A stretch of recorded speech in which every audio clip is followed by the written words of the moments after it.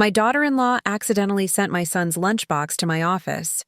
I showed it to a colleague as a joke, and he immediately went white as a sheet and told me to take my son to the hospital right now. Why? I asked. I can't go into it now. It's something awful. Do as I say, or your son won't survive. What I discovered at the hospital froze me to the core. It's great that you're here. If you're watching this video, please hit the like button and subscribe to the channel. Also, tell me in the comments where you're listening to my revenge story from. I want to know how far it's traveled. On a Monday morning at my house in Washington, D.C., things were as hectic as ever. The sound of pots and pans clanking in the kitchen, the aroma of freshly brewed coffee, and the light scent of a perfume sample I'd left on the dining table all mingled together. I was rushing around getting ready for the office to oversee the new perfume production line, the pride and joy of my life. My son Brandon was already dressed in a sharp suit, preparing for an important meeting at the financial firm where he was a managing director. Watching my boy smooth his hair in front of the mirror filled me with pride. Brandon was everything I had, my only child whom I had dedicated my entire life to raising and loving. In the kitchen, Chloe, my daughter-in-law, was busy preparing our lunches. She'd been up since dawn with her long hair pulled back in a ponytail. As she stirred a pan, she chatted on the phone with her friends. Her voice was a cheerful babble full of laughter, but her hands moved with a practiced ease, packing food into 2 containers, a large one for Brandon and a smaller one for me. I stood in the doorway, watching her with a warm glow in my heart. What a thoughtful girl you are, my dear. You don't just take care of your husband. You take care of your mother-in-law, too, I said, unable to hide my smile. Chloe turned around, her eyes bright, and smiled faintly. I just want everyone to eat well, Mom. Eating out isn't safe anymore. Her words hit me deeply. I had always seen Chloe as a daughter, my beautiful and lively daughter-in-law who always knew how to take care of the family. As we were getting ready to leave, Chloe rushed to give me the small container while putting the large one in Brandon's car. I carefully placed the container in my bag, thinking about how incredibly attentive she was. Chloe was a family woman. She always made me feel at ease. I walked out the door, not realizing that this lunchbox would change everything in my life. At lunchtime, my office was as lively as usual. The younger employees gathered around the break room table, laughing and chatting about their spouses and children. I opened my bag and pulled out the container, but immediately noticed something was off. This wasn't the small container Chloe had prepared for me. It was the large one, Brandon's. I laughed and shook my head. Chloe's more scatterbrained than her old mother-in-law, I thought, believing it was just a cute mix-up. When I opened the lid, I noticed the rim of the container had some small white crystals like sugar. How strange. A savory dish with sugar on the rim, I muttered, both curious and amused. The employees nearby crowded around and teased me. Ma'am, the rim of your container looks like a frosted margarita glass. The whole office burst into laughter. The atmosphere was as cheerful as a small party. I picked up the container and took it to Daniel Reed, my closest colleague. He had been a doctor before retiring and now worked as a workplace safety consultant for my perfume company. Dan was always the person I trusted most, the one I shared all the little stories of my life with. Look at this, I said, laughing and showing him the container. Chloe's so young, but she's already more absent-minded than me. She cooked a savory dish for her husband and put sugar on the rim of the container. Maybe she thinks Brandon works so hard that she wants him to bulk up, I joked, expecting him to roar with laughter like everyone else. But Dan didn't laugh. He took the container, tilted it under the fluorescent office light, and gently rubbed the rim with his finger. Suddenly, his face went ashen, and he narrowed his eyes as if he had just seen something horrific. Who prepared this meal for him? He asked in a low, serious voice. I frowned, a little puzzled. My daughter-in-law, as usual. She prepares our lunch for my son and me to take to work. Today, she accidentally gave me Brandon's container. Why? I responded, trying to remain calm, even though a terrible premonition was beginning to creep over me. Dan didn't answer right away. He looked at me with eyes full of concern and suddenly said in a sharp, urgent tone that startled me, "You need to take your son to the hospital right now." His words were like a direct stab to the heart. I froze, feeling the blood in my veins turn to ice. The laughter and chatter in the office abruptly stopped. A deathly hush fell over everything. The young employees looked at each other, bewildered, not understanding what was happening. I tried to keep my composure and asked again, "Why?" "Explain to me, Dan, what's going on." But he just shook his head.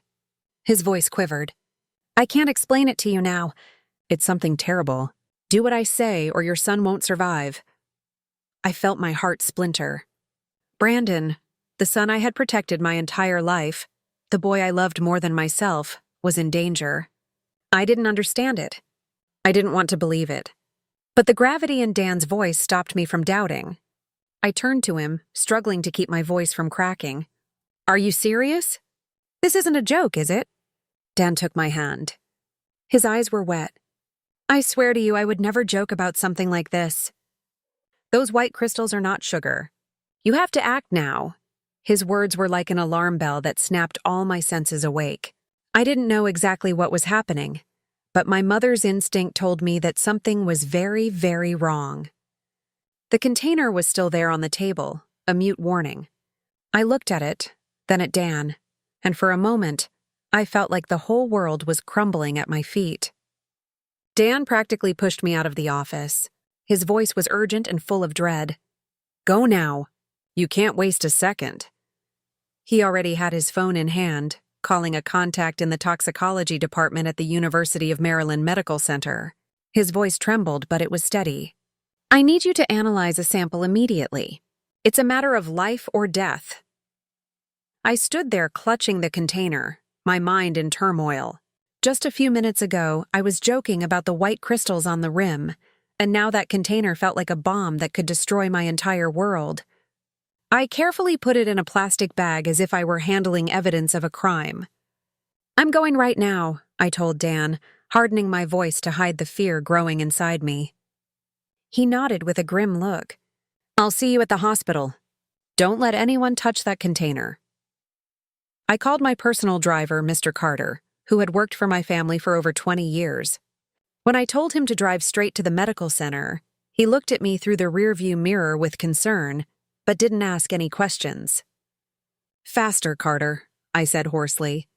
During the ride, I sat in the back seat, clinging to the plastic bag, my gaze fixed on the window.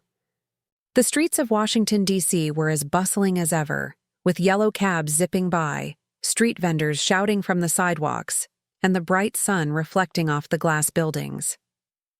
But everything seemed far away, as if I were in another world, one where there was only me and the terror of what was about to unfold. When we arrived at the hospital, I walked into the reception area, still clutching the plastic bag. The young nurse with thick-rimmed glasses looked up, surprised, when I said, "I need you to analyze a container of food. There's something strange in it." She blinked, as if she couldn't believe what she was hearing, but then the phone on her desk rang. I vaguely heard Dan's voice on the other end of the line, and the nurse nodded, jotting something down quickly. "All right, ma'am. Please wait a moment. The sample will be taken to the lab immediately," she said in a professional tone that couldn't hide her curiosity. I just nodded, too weak to explain more. An employee in a white lab coat took the sample, and I was guided to a waiting room down the hall. The hallway of the University of Maryland Medical Center was full of people, of hurried footsteps, of the monotonous sound of the PA system calling out patients, and the smell of disinfectant hanging in the air. I sat down, clasping my hands together, trying to stay calm, but every minute that passed felt like an hour. I looked at the clock on the wall. The minute hand moved with an exasperating slowness, as if mocking my patience. In my mind, images of a young Brandon appeared, running through the park holding my hand. Older Brandon on the podium receiving his college diploma with a radiant smile. And even more recently, when he complained of feeling tired, rubbing his stomach with a faint voice. "It must be the stress from work, Mom." I had thought it was just stress, like any other young man. But now Dan's words echoed in my head. "Or your son won't survive." I felt my heart clench. How could this be? Who would want to harm Brandon, my good, hard-working son? I took out my phone and dialed Brandon's number. It rang, but he didn't answer. I knew he was in an important meeting, but the silence on the other end of the line made my heart tighten. I left him a message, my fingers trembling as I typed, "Brandon, you have to get a medical checkup today in secret. Don't tell anyone, not even your wife." I pressed send and stared at the screen, waiting for a response, but nothing came. I told myself to calm down, but the anxiety was building like a wave about to crash over me. Finally, after an eternity, a young doctor came out of the lab. He wore a name tag that read, Dr. Evan Parker. His face was serious, but his gaze was kind. "You're the person who brought in the food container, right?" he asked, holding a sheet of paper. I nodded, my heart pounding as if it wanted to escape my chest. He sat down next to me and said in a slow but clear voice, "We analyzed the food sample. It contains arsenic. It's an extremely toxic substance that, if consumed continuously for a long period, can cause damage to the stomach, liver, kidneys, and can even lead to death." I listened to his words, paralyzed. The word arsenic echoed in my head as sharp as a blade. I was stunned, unable to say anything. I just stared at the doctor, hoping I had heard wrong. But Dr. Evan Parker continued, his voice growing more serious. "Symptoms like fatigue, abdominal pain, nausea, they match perfectly with chronic poisoning. If your son has been eating this food for a long time, there is a high risk that he has been poisoned." My mind reeled. Suddenly, I remembered the times Brandon complained of fatigue, the nights he sat on the couch rubbing his stomach with a pale face. "It must be the pressure from work," he used to say, and I had believed him. I even took him to a doctor, but they only prescribed vitamins and recommended rest. How could I have ever imagined that in those carefully prepared lunches, a deadly poison was hidden every single day?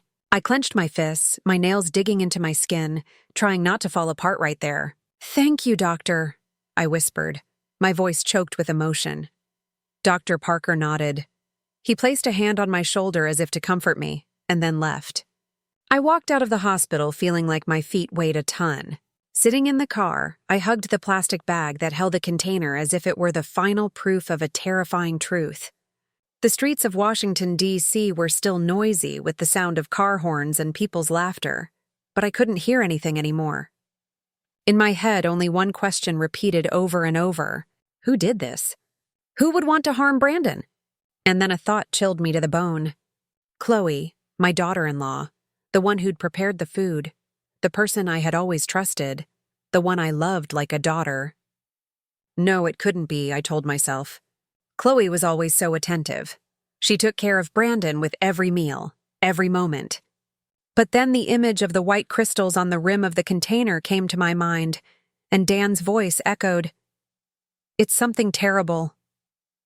I took out my phone and checked the message I had sent Brandon. Still no response. I wanted to call again, but it stopped my hand. If it was Chloe, I couldn't let her suspect anything. I needed time to investigate to protect my son. Sitting in the car, I looked out the window. The sunset light reflected off the skyscrapers, but in my heart, there was only darkness. Brandon was everything I had.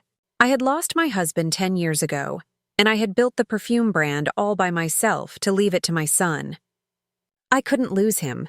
I couldn't. That afternoon, I couldn't go straight home. My mind was still in a state of chaos after what Dr. Parker had told me at the University of Maryland Medical Center. I needed answers, a clue to understand why this nightmare was happening to Brandon. I decided to drive directly to the office of Mr. Harrison, my personal attorney, who had helped me with all the legal matters of my perfume brand for over 20 years. If there was anyone who understood my assets and my wishes, it was him. When I entered his office, Mr. Harrison was sitting behind his desk with his gold-rimmed glasses, carefully reading a file. When he saw me, he looked up and gave me a kind smile. "Mrs. Wallace, what a surprise to see you here without an appointment. Is something important going on?" I sat down in the leather chair in front of him, getting straight to the point. "Mr. Harrison, I need you to review my will and all the documents related to my estate right now." My voice sounded firmer than I expected, as if I were trying to hide the storm of emotions I felt inside. Mr. Harrison frowned, but didn't ask any more questions. He stood up, opened a filing cabinet and took out a thick folder. "This is the last draft you signed last year," he said, placing the papers in front of me. I went through the pages one by one. The dry words about properties, real estate, and company shares paraded before my eyes. But when I reached the section on the distribution of the inheritance, I felt my blood run cold. In the will, I had clearly stipulated that my assets would be divided equally between Brandon and Chloe, my son and my daughter-in-law, whom I had always considered as a daughter. But there was a clause that made me shudder. If one of them passed away before me, the survivor would automatically inherit the entirety of the assets. In other words, if Brandon died, Chloe would become the sole heir. I looked up at Harrison. My voice trembled. "And if I'm still alive, could she obtain anything?" Mr. Harrison adjusted his glasses. His voice was serious and clear. "If you are still alive, you continue to own the perfume brand and have every right to change the will at any time. But if Brandon were to pass away before you, his personal assets, the properties, the investments would gradually pass into Chloe's hands. When you pass away legally, it's the shortest path for her to get everything." He paused, looking at me to make sure he understood the weight of his words. I nodded, but inside everything was collapsing. The puzzle pieces were beginning to fit together, and the picture that was forming left me frozen. On the way home, I couldn't stop thinking about Chloe. She had always been the perfect daughter-in-law in my eyes. Beautiful, attentive. She always knew how to make me happy. But now my memories of her felt distorted. I remembered the times she discreetly asked me about the value of the house in Milan, or her casual questions about my investment projects in the Hamptons. Once during dinner, she let it slip. "If you're not in charge someday, I'll continue to develop the brand, won't I, Mom? I promise I'll do a great job." At a time, I just smiled, thinking it was the concern of a dedicated daughter-in-law. But now that phrase echoed in my head, sharp as a warning. Could Chloe have planned everything for a long time? Could she have seen Brandon and me not as her family, but as obstacles on her path to an immense fortune?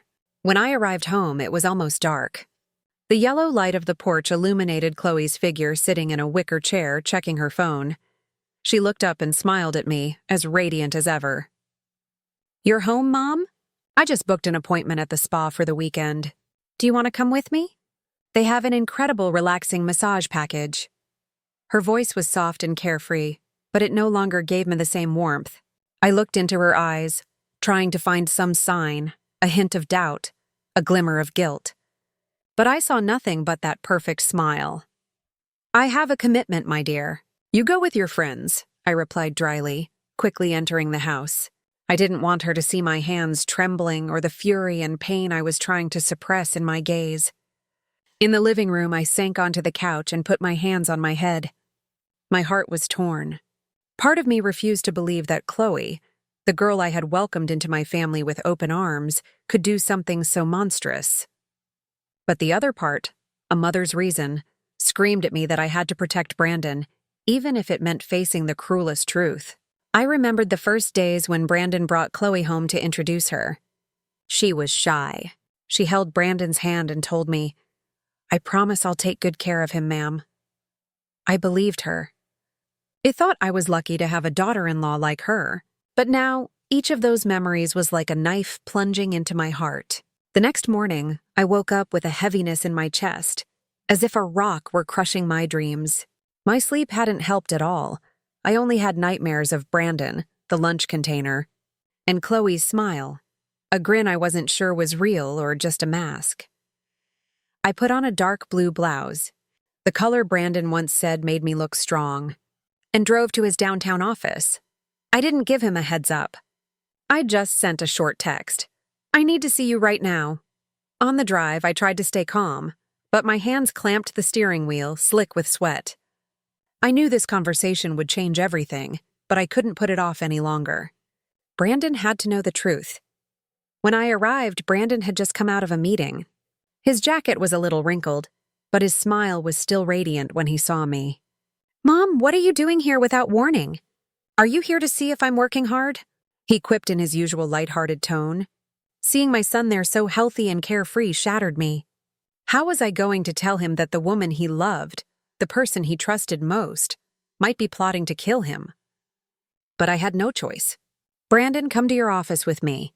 It's something important," I said with a gravity I hadn't intended. He frowned. His smile dropped, but he nodded and led me to his private office. The office was spacious, with a large window overlooking the bustling city.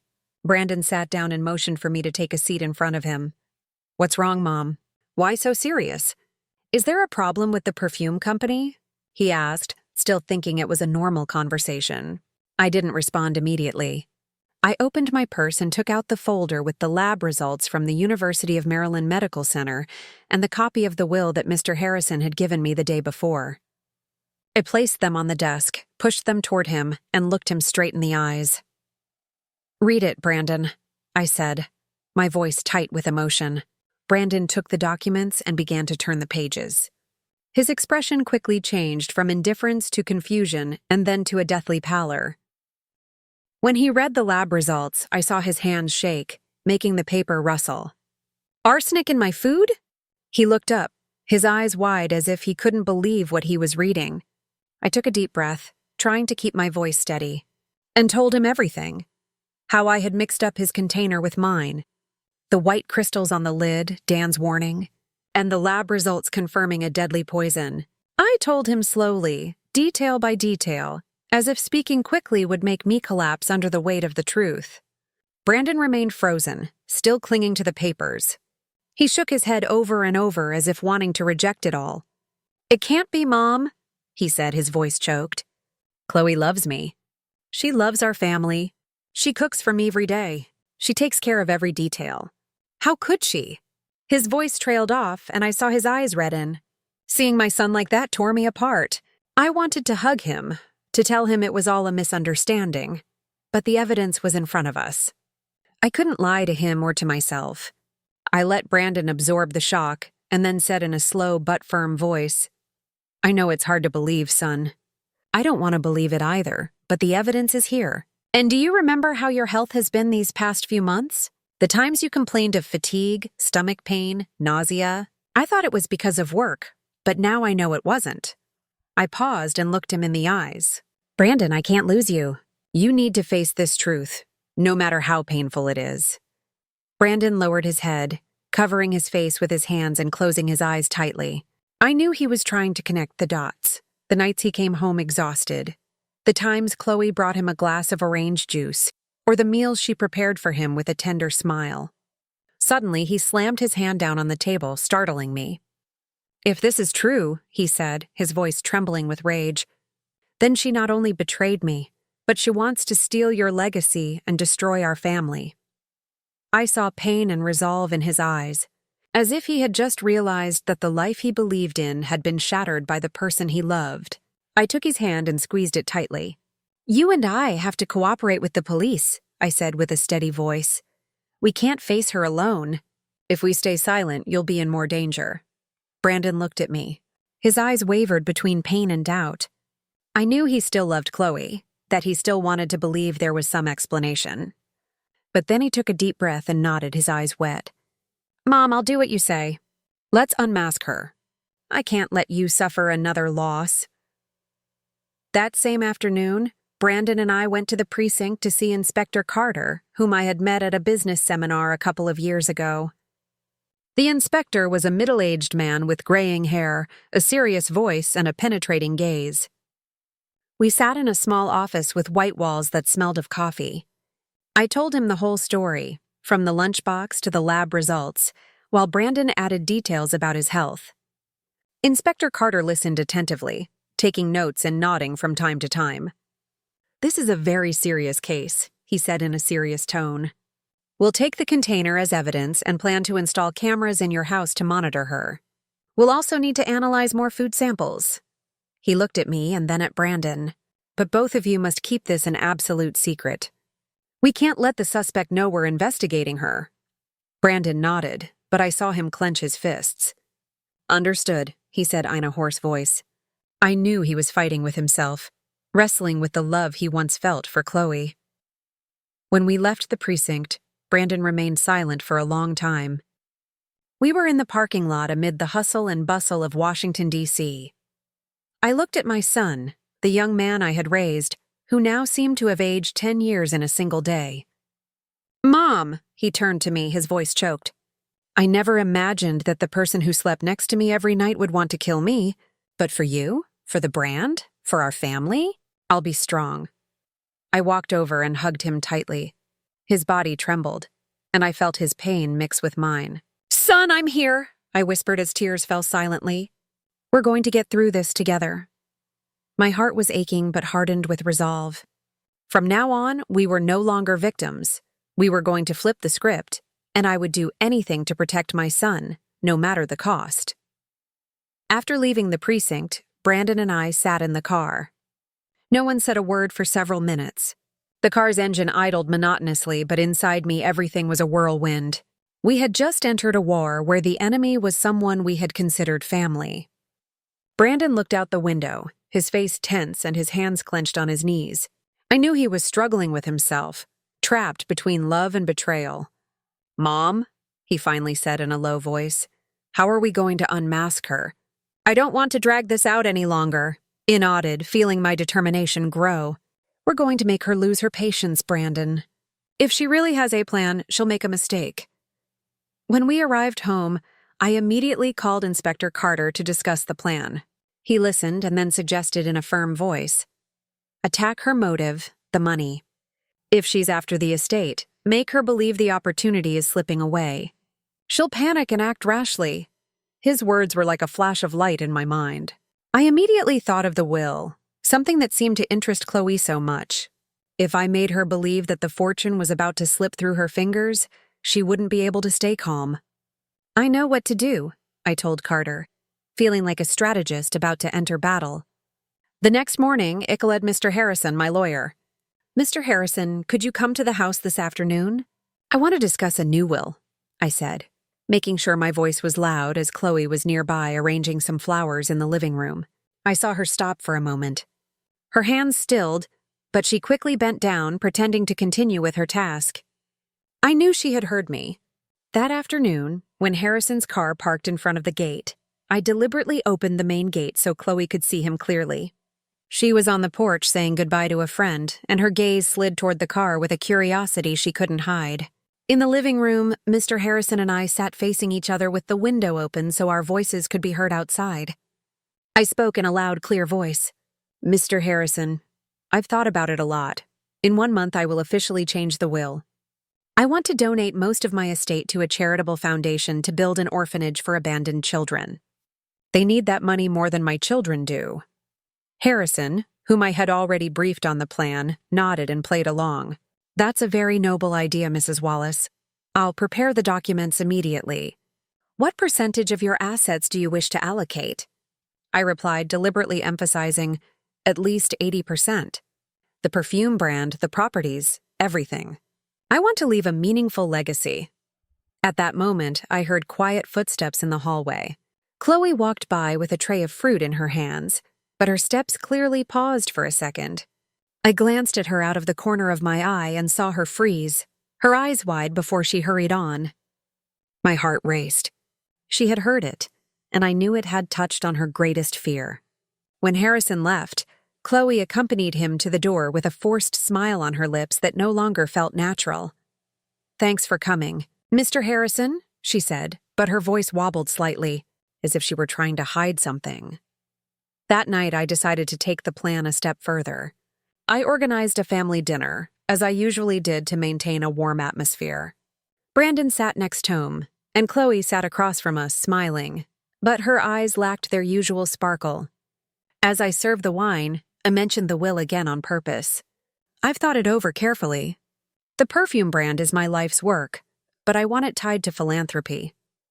Donating my assets to the foundation is how I'll find peace." Chloe nodded, pretending to agree. "That's so noble of you, Mom. I support you completely." But I saw her clench her wine glass, her red-painted nails digging into the glass. Brandon played along with me in a gentle but meaningful tone. "That's right, Mom. It's wonderful that you're thinking about giving back to society. I also hope the brand carries a humanitarian image in the future." I glanced at Chloe and saw her lower her head, her lips pressed tight. At the end of dinner, Chloe made an excuse. I have a late spa appointment with a friend. I think I'll be home a little late. She got up, grabbed her purse, and left. I pretended to be busy clearing the table, but as I passed the garden, I heard her speaking on the phone in a loud, rushed voice. We can't wait another month. We have to act now? My heart stopped. I forced a cough and went out into the garden as if by chance. Chloe was startled and turned around, her eyes wide with panic. My massage appointment was just changed to tomorrow morning. I'm a little tired today, she said, quickly shifting her tone before hanging up. I smiled and nodded. Are you tired, my dear? Then rest. Don't overdo it. But inside I knew she was panicking. That night, as I went up to my room, I passed Chloe's. The light was on and her silhouette was projected on the curtain, pacing back and forth with the phone pressed to her. I stood in the hallway listening to her voice. It was a tight, tense whisper. I have to do something before that old woman signs the new will. I went back to my room, closing the door, my heart pounding a mile a minute. I knew it was the sign that her anxiety had reached its limit. In the days following that family dinner, the atmosphere in the house became electric. Although on the surface, Brandon and I tried to maintain a sense of normalcy, inside, I felt like I was walking on a tightrope where every step had to be careful, because the slightest mistake could ruin everything. One morning, as I was making coffee, Brandon came into the kitchen looking tired. He sat down, rubbed his forehead, and said in a low voice, Mom, the food Chloe's been cooking lately tastes really off. Yesterday's soup was a little bitter, and the orange juice had a cloudy white sediment. I'm not sure, but... He trailed off, his gaze full of concern. His words were like a knife to the heart.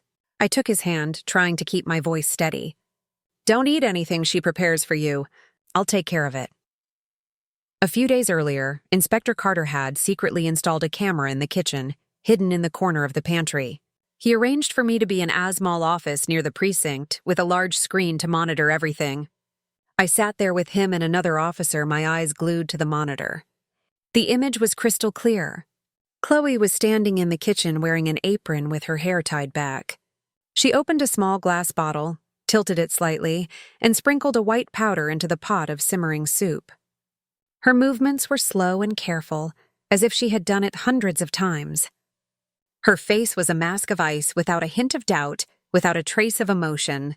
I gripped the edge of the table, my nails digging into the wood until it hurt. I wanted to run in and scream at her, but Inspector Carter put a hand on my shoulder and said in a low voice, Easy, Mrs. Wallace. We need more evidence. She won't escape. I nodded, but I felt a fire burning inside me. Seeing Chloe stir the soup with a faint smile on her lips made me feel like my world was falling apart. The daughter-in-law I had loved, the one I had trusted, was now a stranger, a danger lurking in my own home. I turned to Carter, my voice trembling. Are you sure the camera is recording everything? I don't want her to have any opportunity to deny it. He nodded with a hard, cold look. Everything is being recorded, every detail with clarity. That night, Brandon ate the dinner Chloe prepared, but I had told him to only pretend to try a little. As soon as he put the spoon down, he put his hands to his head, complaining of dizziness, and collapsed onto the couch. Chloe ran to him, held him, and said with fake concern, You've been working too much. It must be stress. Let me get you a glass of water. I watched from a corner of the room. Her smile was tender, but her gaze was cold, as if she were measuring whether her plan was working. I turned away, pretending to be busy with the dishes, but my heart ached like never before. Brandon was acting so well, but I knew he was suffering too. Not from the poison, but from the betrayal of the woman he had loved. A sample of the food from that dinner was secretly collected by the police to be analyzed. The next morning, Inspector Carter called me to his office. He handed me the sheet with the results. His voice was grave. The arsenic concentration in the soup and orange juice is double that of the previous container. She panicked, probably because she was afraid of losing the inheritance after hearing you talk about the foundation. She's speeding up the plan. I took the paper. I read every line, feeling my blood run cold. Double, I muttered in disbelief. Chloe didn't just want to harm Brandon. She wanted to do it quickly before I could change the will. Carter looked at me and said in a low voice, "You and your son must be more careful. She's slipping out of control." From that day on, I started paying attention to every little detail. Every time Chloe served juice, she always served Brandon first, placing the glass carefully in front of him before serving me or anyone else. One time, I faked a thirst and asked her to bring me a glass of orange juice. She moved nervously in the kitchen. Her hands trembled slightly as she handed me the glass. "Here you go, Mom," she said. But she avoided my gaze like she feared I would discover something. I took the glass and smiled. "Thanks, my dear, but now I feel like having a glass of water instead." She froze for a moment and then nodded with a forced smile. Another night, Chloe brought a bowl of soup and placed it in front of Brandon with a look of concern. "Eat, my love. I made this especially for you." I looked at Brandon and gave him a signal with my eyes. He smiled weakly, but I spoke first. "I'm old now. I can only eat broth." "Let your husband eat this soup." Chloe stopped. The smile stiffened on her lips. "Yes, of course, son," she replied, her voice a little shaky, and she turned away quickly. I knew she was confused, and that gave me a strange relief mixed with pain. Every time I rejected her food, I felt like I was weaving another thread in the trap we had set. Brandon continued with his act, becoming more and more convincing. At work, he rubbed his stomach on purpose, looking weak, which worried his colleagues. At home, he lay on the couch, sighing and complaining of fatigue. Chloe looked at him with a glimmer of grim satisfaction in her eyes, as if she believed the poison was taking effect. Seeing that broke my heart. Brandon was not just my son, he was my pride, the one who would continue me dream. Seeing him feign pain to deceive the person who was trying to kill him filled me with pride and a deep sadness. Late that same night, as I was walking down the hallway, I heard Chloe whispering on the phone. I stopped and pressed myself against the wall, trying to listen. "Just a few more days. After that, I'll be the only one who gets everything," she said in a low voice but full of determination. I silently took out my phone. I activated the voice recorder and held it steady.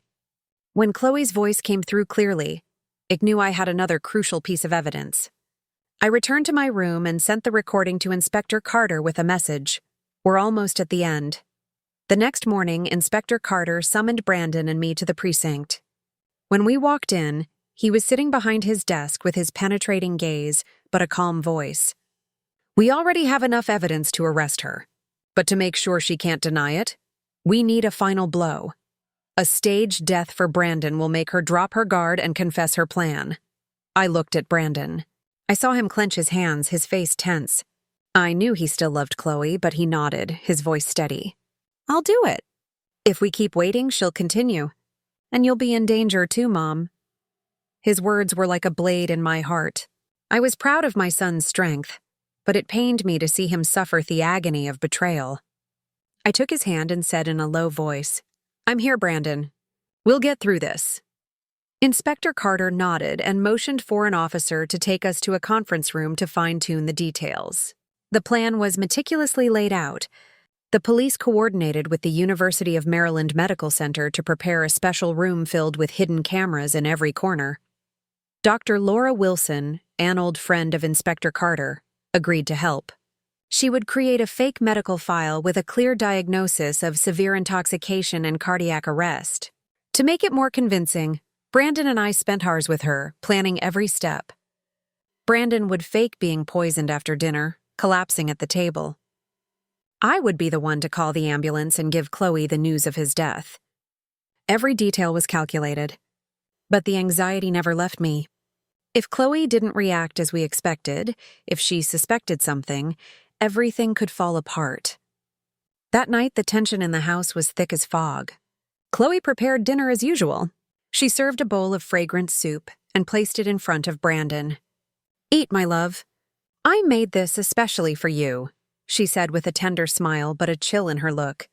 I looked at Brandon and gave him a signal with my eyes. He nodded slightly. He took the spoon, pretended to try a little, and then put it down, grimacing. "I'm full tonight. I think I'll eat very little." Chloe looked at him with a glimmer of disappointment, but quickly hid it with a smile. "Well, then I'll save it for you to eat tomorrow." A few minutes later, Brandon began his act. He clutched his stomach. His face turned pale and his breathing became labored.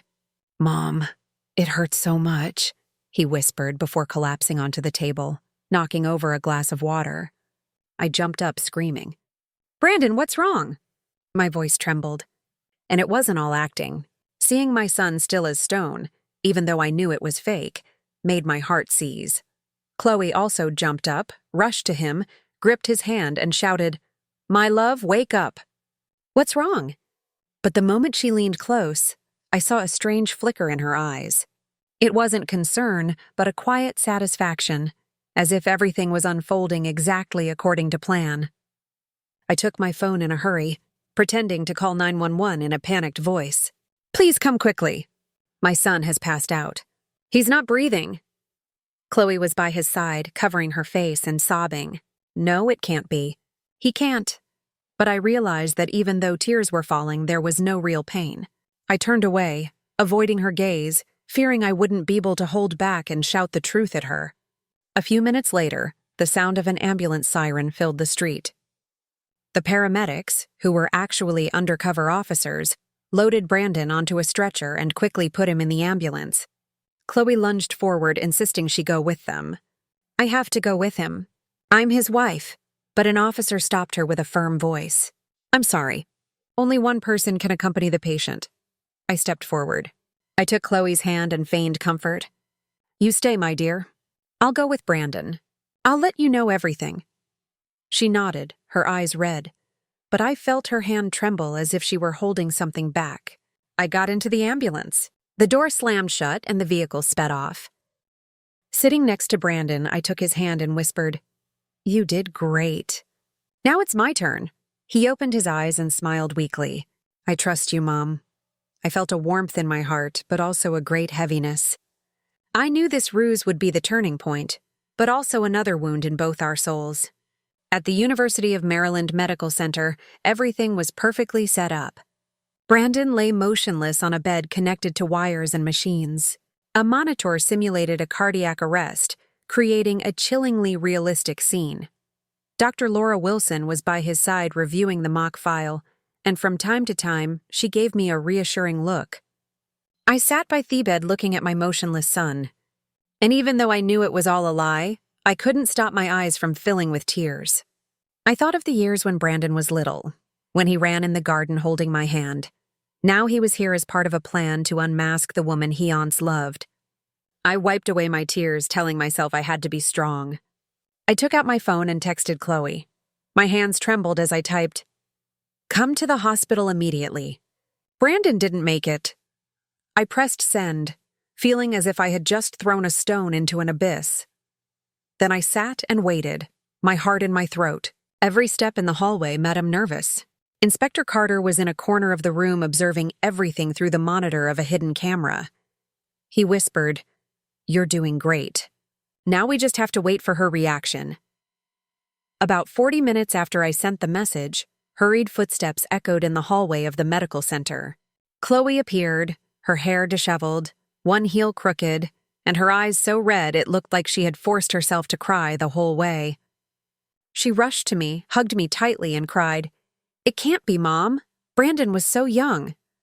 Her voice broke, but I could feel the phoniness in every sound. I stood there rigidly, trying to play the part of a devastated mother. "Chloe, calm down, my dear," I whispered.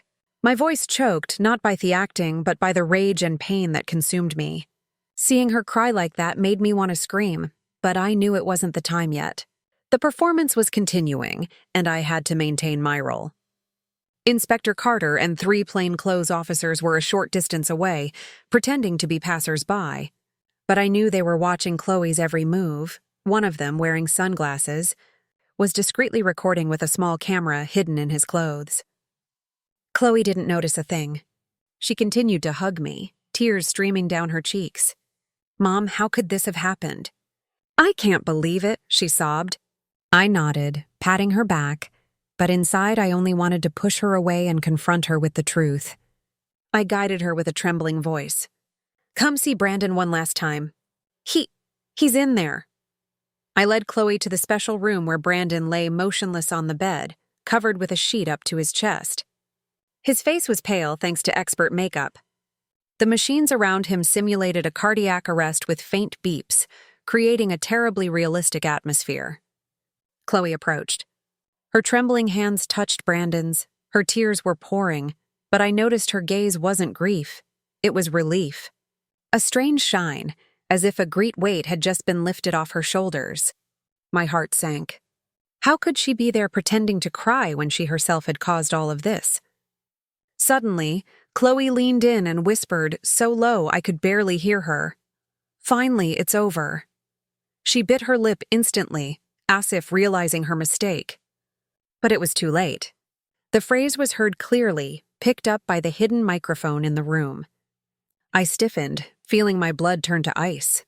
And just at that moment, Brandon opened his eyes and sat up abruptly in bed. Chloe screamed and recoiled. It can't be. But I was so careful. Her voice was full of panic. Her eyes were wide with absolute terror, as if she were seeing a ghost. I stood there, my heart pounding 1,000 miles an hour, not knowing whether to feel relief or pain. Brandon looked directly at Chloe, his eyes full of anger and disappointment. "Careful," he repeated in a voice as cold as ice. "Careful to kill me?" "No." Chloe stumbled backward, clinging to the edge of the bed to keep from falling. "No, it's not that. You're misunderstanding," she stammered. But her trembling voice gave her away. Inspector Carter entered the room. His voice was firm. "We've heard enough, Ms. Chloe. You are under arrest for attempted murder." 3 other officers appeared behind him, blocking any exit. Chloe turned, her face as white as paper. "No, it wasn't me," she cried, her voice breaking. "It was just a spice. I just wanted to give it more flavor." But Carter didn't let her continue. He held up a folder and a USB stick. His voice was calm but sharp. "Do you want to see the evidence? The video of you pouring a white powder into the soup? The lab results with arsenic? The recording of your call? And what you just said a few seconds ago? It's all here." Chloe stumbled as if her legs couldn't hold her. She looked at me, then at Brandon with a look of total panic. I didn't want to kill anyone," she murmured. But then, as if she couldn't bear the pressure any longer, she collapsed on the floor, covering her face and screaming. "I just wanted the money. I didn't want to do it. But that old woman was going to donate everything to charity. She didn't leave me a choice." That confession was like the final knife, confirming all my suspicions. I stood there looking at her, my heart torn between pain and relief. Pain for the betrayal of someone I had considered my daughter, and relief because the truth had finally come to light. Brandon came closer, put his arm around me and whispered, "Mom, we won." His voice was trembling but full of determination. I took his hand and squeezed, feeling the warmth of my son's hand, a warmth I'd almost lost forever. "Son, I'm so proud of you," I said as tears slipped down silently. Chloe was still on the floor, her head bowed, her sobs mixed with the sound of the officer's footsteps as they approached to handcuff her. "Come with us," Carter said without a hint of compassion. Chloe looked up. Her pleading gaze was directed at me, but I just shook my head. "You made this choice, Chloe," I said, my voice choked. "I trusted you, but you betrayed us all." When they took her away, the hospital hallway went silent. I hugged Brandon, feeling the beating of his heart, the heartbeats I had feared I would never hear again. We stood there in the midst of the hustle and bustle of the medical center. But at that moment, there were only the 2 of us. I thought about all the years that had passed, the days I raised Brandon alone, the dream of building a perfume brand for him, all the pain, all the sacrifices. They finally meant something now because I still had my son by my side. The police quickly took Chloe to an on-the-spot interrogation room in the hospital, a small room with cold fluorescent light. Brandon and I were taken to an adjacent observation room with a 2-way mirror that allowed us to see everything without being seen. I sat down holding Brandon's hand, feeling the trembling in my son's fingers. He was silent, his gaze fixed on Chloe through the mirror, as if he was trying to find the image of the wife he once loved. I squeezed his hand and whispered, "Son, we'll end this today." But inside, I wasn't sure if I was comforting Brandon or myself. Chloe was sitting in front of Inspector Carter, her hair disheveled and her hands cuffed on the metal table. Her head was bowed, but I could still see the sweat on her forehead. Inspector Carter began. His voice was soft but sharp. "Miss Chloe, we don't want to make things difficult for you. Just tell us the truth. Why did you do it?" Chloe looked up. Her eyes darted back and forth. Her voice was defiant. "I didn't do anything. You're making all of this up to hurt me." She spoke loudly, but her voice trembled as if she were trying to convince herself more than anyone else. Carter didn't respond. Hessilently placed a small glass bottle on the table, the same one the police had found in my kitchen. "Then what is this?" he asked. His tone was calm but full of pressure. "Salt, sugar, or arsenic?" Chloe looked at the bottle, her eyes wide, but she didn't answer. She bit her lip, squeezing her hands so hard her knuckles turned white. I saw Brandon next to me clench his fists. His breathing became ragged. "Calm down, son," I whispered, holding him by the shoulder. But I was also containing the rage that was boiling inside me. The door to the interrogation room opened, and a hospital doctor entered with some papers in his hand. "These are the results of the soup and juice samples we took from your house," he said, looking directly at Chloe. "The arsenic concentration is enough to kill a healthy adult in a short time." Chloe shook her head, laughing nervously. Her voice broke. "No, it can't be. I was only giving him vitamins. Brandon was always tired. I just wanted him to feel better." But her voice was weak, as if she didn't even believe her own words. Carter didn't let her continue. He turned on the screen on the table, and the video from the hidden camera in the kitchen appeared. The image was crystal clear.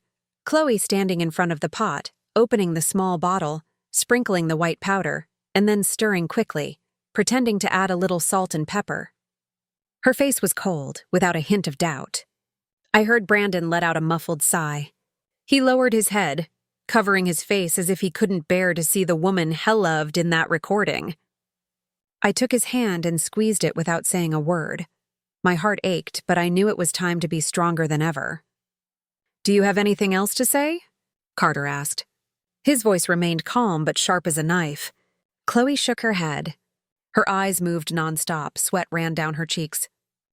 I don't know anything about arsenic," she stammered. Carter motioned to the officer next to him, and an audio recording was played. Chloe's voice echoed in the room. "Just a few more days. After that, I'll be the only one who gets everything." It was the conversation I had recorded the night before when she was whispering on the phone. Chloe froze, her face pale as if she had been slapped. That's not me," she cried. But her voice no longer had strength or conviction. Brandon next to me jumped up. His fists were clenched and his eyes reddened. "Mom, I can't take it anymore," he cried, on the verge of leaving the observation room. I quickly stopped him, hugging him tightly. "Son, let the police do their job. She can't deny it anymore." But seeing the pain in Brandon's eyes, Ick knew it wasn't just anger, but a heart shattered by betrayal. The wife he had loved, the one he had trusted, was sitting there, cornered by her own actions. Carter continued. His voice didn't change. "Miss Chloe, we still have something else." He placed a copy of my will and the documents of my estate on the table, pointing to the crucial part. "If Brandon passed away first, you would be the sole heir to all of your mother-in-law's assets. You knew that, didn't you?" Chloe looked at the papers with panic in her eyes. She opened her mouth but couldn't say anything. Carter continued. "You planned everything a long time ago, didn't you? You started with small doses of arsenic and then increased them when you heard she planned to donate her fortune to charity." Chloe burst into tears, but they weren't tears of remorse. She cried out, her voice full of anger. "It's all that old woman's fault. If she hadn't announced the donation, I wouldn't have had to rush like this." That phrase was like the last dagger directly to my heart. I froze, feeling my world collapse. Chloe not only wanted to kill Brandon, but she blamed me for it, as if I had pushed her to commit that crime. Brandon hugged me. His voice trembled. "Mom, don't listen to her. She doesn't deserve for you to suffer for her." Inspector Carter nodded to the officer next to him. and authorized a preventive detention order right there. Miss Chloe, you will be transferred to the Central Precinct to continue the investigation, he said without a shred of compassion. Chloe broke down, covering her face and sobbing, but no one in the room was moved. They took her away. The sound of her heavy footsteps echoed in the hospital hallway. Brandon and I remained seated, silently looking through the two-way mirror at the empty table and the folder of documents. The next morning, Brandon and I entered the D.C. Police headquarters where Chloe had been taken for her official statement. The atmosphere in the building was heavy. It smelled of old paper and cold coffee. I took Brandon's hand, feeling the tension in his fingers. We were taken to a small room where an officer instructed us to sit as witnesses. I looked at my son. His face still showed the pain from the day before, but his gaze was steadier. "Mom, everything will end today, won't it?" asked in a low voice. I nodded, squeezing his hand. "Yes, son. We'll put an end to this nightmare." They brought Chloe into the interrogation room, separated from us by a glass wall. She sat with her head bowed, her hands cuffed, her disheveled hair covering most of her face. There was nothing left of the glamour and charm of the daughter-in-law I had once been so proud of. The silk blouse she wore was wrinkled, her eyes swollen and red, not from crying but from exhaustion. I looked at her with a mixture of anger and pain. This woman had been part of my family. She had sat at my table. She had laughed with me and with Brandon. Now she was there like a stranger, like someone who had almost taken everything I loved away from me. Chloe's public defender, a middle-aged man in a gray suit, entered the room, placed his briefcase on the table, and said in a low voice, "Miss Chloe, I advise you to cooperate. The evidence against you is overwhelming." Chloe looked up with panic in her eyes, but then, as if all her strength had run out, she whispered, "I'm going to tell you everything. I don't want to hide anything anymore." That sentence froze me. Brandon next home took a deep breath, clenching his fists. I put a hand on his shoulder to calm him, but I was also trembling because of what I was about to hear. Chloe began to confess. Her voice was weak but clear. "I researched arsenic online on hidden forums. I knew it wasn't easy to detect if small doses were used." She paused, swallowed, and continued. "I bought it from a contact on the black market, a seller of illegal chemicals on the outskirts of the city. I started putting it in Brandon's food, just a little bit every day." Listening to her chilled my blood. I clung to the edge of the table until my knuckles hurt. The image of Chloe in the kitchen sprinkling the white powder into the soup appeared vividly in my mind. "I didn't want him to die immediately," she said, her voice trembling. "I just wanted him to get weak, for everyone to think it was an illness, and when he was gone, I would inherit the fortune. After that, I planned to find a way for the lady—" She hesitated, looking toward the glass as if she knew I was there, "for the lady to also pass away naturally." Brandon jumped up and slammed his hand on the table. "You wanted to kill you too, Mom!" he cried, his eyes reddened. I pulled him back down and hugged him tightly, whispering, "Son, calm down. She can't do anything to us anymore." But inside, I felt shattered. Chloe not only wanted to take my son from me, but she'd also set her sights on me, all for a boundless ambition. Inspector Carter in the interrogation room took notes carefully. He asked in a calm voice, "So what was your motive?" "Just the money?" Chloe nodded. Tears streamed down her face, but there was no remorse. "I had nothing," she said. "I grew up in poverty. When I married Brandon, I thought I would have a different life. But then she said she would donate her entire fortune to charity. I couldn't let that happen." I covered my face. Tears fell silently. I once thought Chloe was the ideal daughter-in-law. I truly believed she loved Brandon, but now the truth was revealed like an open wound. The police recorded the entire statement, took the official report, and Chloe's public defender remained silent, unable to defend her when his own client had incriminated herself. Carter signed the arrest warrant. His voice was firm. "You will be transferred to the detention center to continue the investigation. Attempted murder is not a minor matter." Chloe broke down, covering her face and sobbing, but no one in the room was moved. They took her away. The sound of her heavy footsteps echoed in the hallway. Brandon and I remained seated, silently looking through the two-way mirror at the empty table and the folder of documents. A few hours later, the news spread throughout Washington. D.C. The newspaper headlines read, "Young socialite arrested for attempting to poison husband to inherit fortune." I read those words on my phone, feeling like I was living in a nightmare. The shares of the financial firm where Brandon was a managing director plummeted, but fortunately the board of directors acted quickly. They held a press conference, were transparent with the information, and public opinion calmed down. Meanwhile, my perfume brand was praised by the press for an unexpected decision. I turned the staged plan for the foundation into a reality, creating a foundation to protect women who are victims of domestic violence. I wanted to turn this pain into something meaningful so that no one would have to go through what Brandon and I experienced. Brandon, after several tests, gradually recovered his health. The traces of arsenic in his body decreased, and the doctor said he would soon return to normal. One afternoon, the two of us were sitting on the balcony of the house watching the sunset paint the DC sky a deep red. Brandon took my hand. His voice was warm. "Mom, thanks to you, I'm still alive. From now on, we won't let anyone get in the way of our family." I looked at him. I smiled, but tears welled up again. "Son, I just want you to be safe. I couldn't bear to lose you."